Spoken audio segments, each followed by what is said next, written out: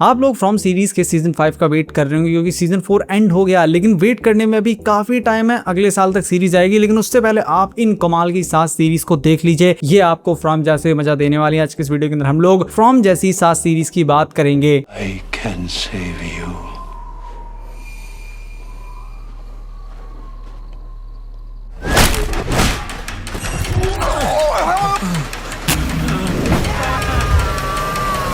जैसे हमारी पहली सीरीज तो बिल्कुल वैसी ही है, कहानी भी बिल्कुल लगभग वैसी ही देखने में मिलती है और नेटफ्लिक्स पे हिंदी लैंग्वेज में अवेलेबल है। इसके अंदर हमें कहानी देखने को मिलती है बहुत सारे बच्चों की। ये लोग अपनी ट्रिप पे जाते हैं, लेकिन जब ट्रिप से वापस अपने शहर के अंदर आते हैं तो वहां पे ये लोग देखते हैं कि इनके पेरेंट्स सब लोग गायब हैं, कोई भी वहां पे नहीं है। इवन ये लोग कोशिश करते हैं चलो यहाँ से बाहर निकलते हैं, क्या पता वो लोग कहीं गए हों, लेकिन ये लोग कहीं भी बाहर नहीं जा पाते क्योंकि एक इनविजिबल दीवार है जो कि इनको बाहर नहीं जाने दे रही है। और इनको पता लग जाता है कि यहाँ से बाहर निकलना इम्पॉसिबल है। अब जब पता है कि इम्पॉसिबल है तो यहाँ पे इन लोगों को अपनी सोसाइटी बनानी होगी, रूल्स बनाने होंगे, खाना लाना होगा और सरवाइव करना होगा किसी ना किसी तरीके से। और साथ में ये भी जानना होगा आखिर यहाँ पे ये लोग फंसे क्यों हैं। तो काफी कमाल की सीरीज ये है। इसके अंदर आपको बहुत रियलिस्टिक तरीके से दिखाया गया है कि अगर बच्चे जिन्होंने कभी कुछ बहुत बड़ा किया नहीं है, उनके ऊपर अगर सोसाइटी संभालने की जिम्मेदारी आ जाए तो वो कैसे क्या कुछ करेंगे। साथ में जैसे जैसे मिस्ट्री अनवील होती है वो भी देखने में काफी अच्छा लगता है। सोसाइटी को बहुत रियलिस्टिक तरीके से दिखाया गया। यहाँ पे भूत प्रेत तो नहीं आते फ्रॉम सीरीज की तरह, लेकिन फिर भी देखने में बहुत ज्यादा मजा आता है और हम ये जानने के लिए काफी एक्साइटेड रहते हैं कि एंड में क्या होगा। लेकिन इस सीरीज का एक सबसे बड़ा नेगेटिव ये है कि इसके सीजन 2 को कैंसिल कर दिया गया, जिसकी वजह से सीरीज क्लिफ हैंगर पे एंड होती है, लेकिन फिर भी काफी सवालों के जवाब नहीं मिल पाते, ना कभी मिल पाएंगे। लेकिन सीरीज काफी अच्छी खासी हिंदी में अवेलेबल है। नाम है सीरीज का द सोसाइटी। अगली सीरीज के अंदर हमें एक कहानी देखने को मिलती है एक शहर की जिसका नाम हेमलॉक ग्रोव होता है। और यहाँ पे एक दिन एक बहुत भयानक मर्डर हो जाता है एक लड़की का, जिसके बाद पुलिस इन्वेस्टिगेट करने की कोशिश करती है, लेकिन उनको कुछ भी पता नहीं लगता। वो लोग सोचते हैं कि किसी इंसान ने मर्डर किया होगा, लेकिन लोगों का मानना है इसके पीछे किसी इंसान का हाथ नहीं है, इसके पीछे किसी और ही जीव का हाथ है। अगर आप लोगों को वैम्पायर, वेयरवुल्फ, अजीबोगरीब क्रिएचर्स वाली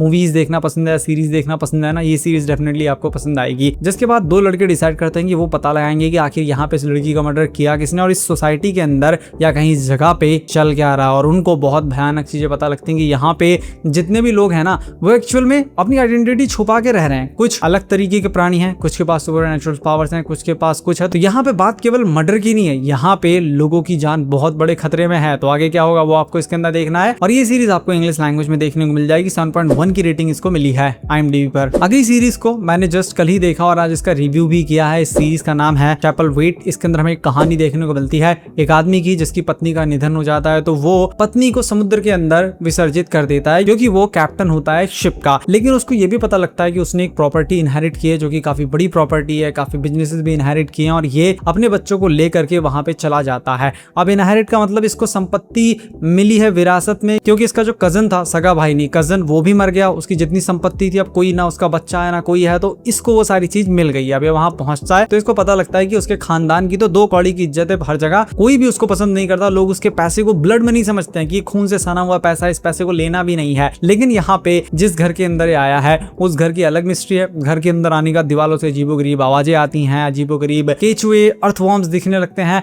उसी के साथ में इसके आने की वजह से यहाँ पे अजीबोगरीब चीजें होने लगी हैं, लोग मरने लगे हैं, जबकि ये तो एक नॉर्मल इंसान है। तो आखिर इसके आने से वहां पे वो बातें कैसे सच हो रही हैं जो कि लोग इसके बारे में कह रहे हैं, वो सारी चीजें आपको इस सीरीज के अंदर देखने को मिलेगी। इस सीरीज की तारीफ मैंने बहुत ज्यादा की एक चीज के मामले में कि इस सीरीज का जो गॉथिक एटमॉस्फेयर है वो माइंड ब्लोइंग है। लिटरली जिस तरीके की प्रोडक्शन क्वालिटी सीरीज आपको ऑफर करती है ना, ऐसी प्रोडक्शन क्वालिटी शायद ही आपने किसी सीरीज के अंदर देखी हो, या कहें तो देखी तो आपने डेफिनेटली होगी, लेकिन आजकल ऐसी प्रोडक्शन क्वालिटी देखने को नहीं मिलती। Production quality wise technical aspect में सीरीज कमाल की है, ओवरऑल सीरीज काफी कमाल की है, लेकिन यहाँ पे सीरीज थोड़ी सी लंबी है और थोड़ी सी स्लो है। इस वजह से थोड़ा आपको पेशेंस के साथ इस सीरीज को देखना होगा और ये सीरीज आपको डेफिनेटली काफी पसंद आएगी। इंग्लिश लैंग्वेज में ये सीरीज भी अवेलेबल है। 7.1 की रेटिंग इस सीरीज को मिली है, लेकिन मैं बड़े आराम से 8.2 की रेटिंग इसको दूंगा। सोच के देखिए, एक ऐसा पादरी जिसको खून पीना और पिलाना काफी ज्यादा पसंद है और ये जब से आया है एक आइलैंड के ऊपर तब से वहां पे बहुत चमत्कार हो रहे हैं। कहानी इसके अंदर में देखने को मिलती है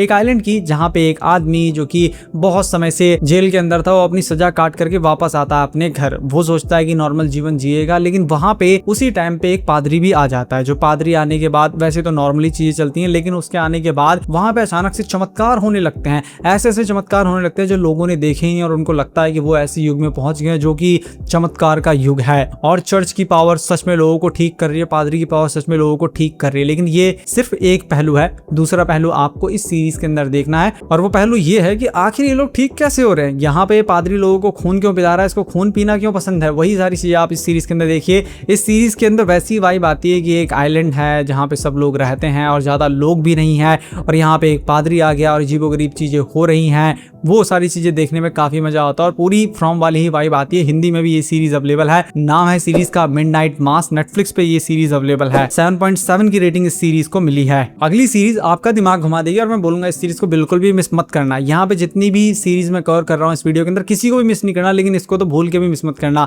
इस सीरीज के अंदर में कहानी देखने को मिलती है 1996 की, जहाँ पे एक लड़कियों की टीम जो कि अपना गेम प्ले करने के लिए एक जगह से दूसरी जगह जा रहे होते हैं और ये लोग प्लेन के अंदर होते हैं। प्लेन क्रैश हो जाता है जंगल में, जहाँ पे रेस्क्यू टीम इनको ढूंढने की पूरी कोशिश करती है लेकिन उनको कुछ भी नहीं मिलता। अब इन लड़कियों को पता लग जाता है इनको यहाँ पे सर्वाइव करना होगा किसी भी तरीके से जब तक इनको टीम ढूंढ ना ले। यहाँ पे इनको महीनों तक रहना है। इनिशियली सब कुछ अच्छा रहता है, खाना पीना ढूंढ के लाती हैं, एक दूसरे की मदद करती हैं। वैसे तो काफी लोग मर गए होते हैं, कुछ ही लोग जिंदा बचे होते हैं, फिर भी ये लोग किसी तरीके से मैनेज कर रहे होते हैं। लेकिन जब सिचुएशन इंटेंस होती है, रिसोर्सेज लिमिटेड होते हैं, तो इंसान का असली बिहेवियर निकल के सामने आता है। फिर यहाँ पे आपको भूत प्रेत वाली चीजें भी देखने को मिलेगी क्योंकि यहाँ पे लोग मानने लगेंगे सुपर नेचुरल चीजें होती हैं। यहाँ पे लड़ाई दंगा, बिट्रेयल, बहुत सारी ऐसी चीजें देखने को मिलेंगी जो कि इस सीरीज को कमाल का बनाती हैं। और साथ में यहाँ पे दो टाइमलाइन चल रही हैं, एक 2021-22 के करीब की टाइमलाइन चल रही है और एक 1996 की टाइमलाइन चल रही है। दोनों ही टाइमलाइन किस तरीके से एक दूसरे से कनेक्टेड और क्या होगा एंड में, उसको देख के आप पूरी तरीके से शॉक्ड हो जाएंगे और तुरंत इसका नेक्स्ट सीजन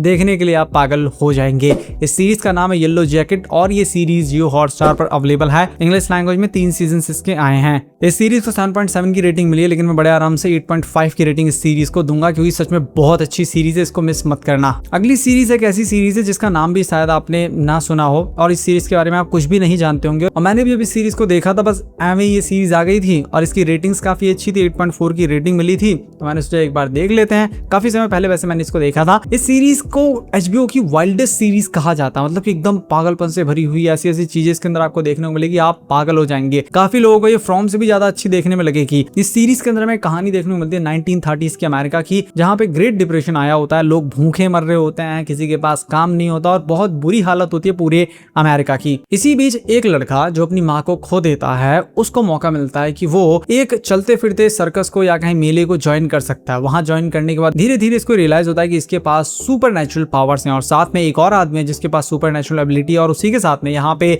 जो लोग हैं इस मेले के अंदर उनके भी अपने अपने सीक्रेट्स हैं। इस सीरीज को पसंद करने का मेन रीजन ये है कि इसके अंदर आपको सुपर नेचुरल क्रिएचर्स देखने को मिलेंगे, इसके अंदर आपको गॉथिक एटमॉस्फेयर देखने को मिलेगा, डार्क फैंटेसी देखने को मिलेगी और ऐसी ऐसी चीजें देखने को मिलेगी कि बस आप सोचेंगे कि यहाँ पे ये हो क्या रहा है और आपको ये सीरीज बस अपने साथ हुक कर लेगी। लेकिन सीरीज के अंदर एक बहुत बड़ा नेगेटिव है कि सीरीज स्लो है, इस वजह से आपको यहाँ पे पेशेंस के साथ इस सीरीज को देखना होगा, तभी ये सीरीज आपको पसंद आएगी। क्योंकि इसको 2003 में बनाया गया था और तब के हिसाब से, क्योंकि ये टीवी पे आती थी उस हिसाब से बनाया गया, लेकिन सीरीज कमाल की है। इस सीरीज को आपको बिल्कुल भी मिस नहीं करना है। 8.4 की रेटिंग मिली, लेकिन मैं बड़े आराम से 9 आउट ऑफ 10 की रेटिंग इसको दूंगा। अगली सीरीज जिसके 2 सीजन में कंप्लीट कर चुका हूँ और 3rd सीजन का 14th एपिसोड अभी मैं देख रहा हूँ, क्योंकि बाकी सीरीज भी देखनी रहती है तो बीच बीच में मैं इसको छोड़ देता हूँ, फिर कंटिन्यू करने लगता हूँ। मैं बात कर रहा हूँ लॉस्ट सीरीज की, जिसका मैंने पहले सीजन का और दूसरे सीजन का रिव्यू भी अपने चैनल पे किया है, शायद 1 महीने पहले किया होगा। ये सीरीज आपको फ्रॉम सीरीज की डेफिनेटली याद दिलाएगी। इवन फ्रॉम सीरीज का जो मेन एक्टर है डेविड, वो भी आपको इसके अंदर देखने को मिल जाएगा, लेकिन काफी लोग आई थिंक उसको पहचान नहीं पाएंगे, क्योंकि मुझे भी काफी डिफिकल्टी उसको पहचानने में। इस सीरीज के अंदर हमें कहानी देखने को मिलती है एक प्लेन की,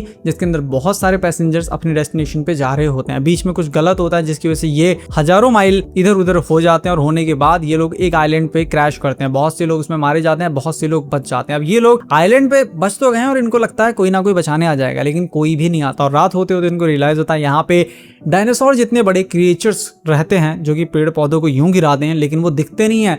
उसी के साथ में यहाँ पे लोग मर रहे हैं। इस आइलैंड के ऊपर कुछ भी ऐसा नहीं है जो कि नॉर्मल आइलैंड की तरह हो। यहाँ पे अंडरग्राउंड बंकर्स देखने को मिल रहे हैं और यहाँ पे ऐसी ऐसी चीजें देखने को मिल रही हैं जो कि इस तरफ इशारा करती हैं कि हो सकता है ये जो प्लेन यहाँ पे क्रैश हुआ है ना, ये इंटेंशनली क्रैश कराया गया हो या यहाँ पे कुछ तो बहुत बड़ा चल रहा है। जो मैं आपको बता दूं, अभी मैं 3rd सीजन देख रहा हूँ, तब भी मुझे मुझे अभी तक पूरी तरीके से पता नहीं चल पाया है। इसके आगे और भी सीजन आए हैं, लेकिन हर एक सीजन की एंडिंग ऐसी होती है ना कि आप अगले सीजन को देखने के लिए एक्साइटेड होते हैं। पहले सीजन के अंदर आई थिंक 24 से 25 एपिसोड हैं और इसका जो सबसे कम एपिसोड वाला सीजन है ना उसके अंदर 14 एपिसोड है। मतलब 14 एपिसोड से कम कोई सीरीज है ही नहीं, सबके अंदर 20-25 एपिसोड हैं ही। तो पेशेंस के साथ इस सीरीज को देखना और ये सीरीज आपको डेफिनेटली काफी पसंद आएगी। इस सीरीज को 6,70,000 से ज्यादा लोगों ने 8.3 की रेटिंग दी और मैं बड़े आराम से 9 आउट ऑफ 10 की रेटिंग दूंगा। इन सभी सीरीज के अंदर एक ही नेगेटिव होता है कि ये सीरीज थोड़ी सी स्लो होती है और ये बनाई गई है टीवी के लिए। अब टीवी के लिए बनाई गई है तो वहां पे धीरे धीरे सीरीज के अंदर स्टोरी आगे बढ़ाई जाती है। अभी वेब सीरीज में हम बिंग वॉच करते हैं, लेकिन यहाँ पे ना थोड़ा पेशेंस के साथ आप इस सीरीज को देखेंगे तो आपको सीरीज काफी ज्यादा पसंद आएगी। और मैंने तो इसको बिंग वॉच ही किया है क्योंकि मुझे तो बस जानना था कि आगे हो क्या रहा है। बाकी अगर आपको वीडियो पसंद आया तो इस वीडियो को लाइक कीजिए, चैनल को सब्सक्राइब कीजिए। मैं मिलता हूँ आपसे अपनी नेक्स्ट वीडियो में।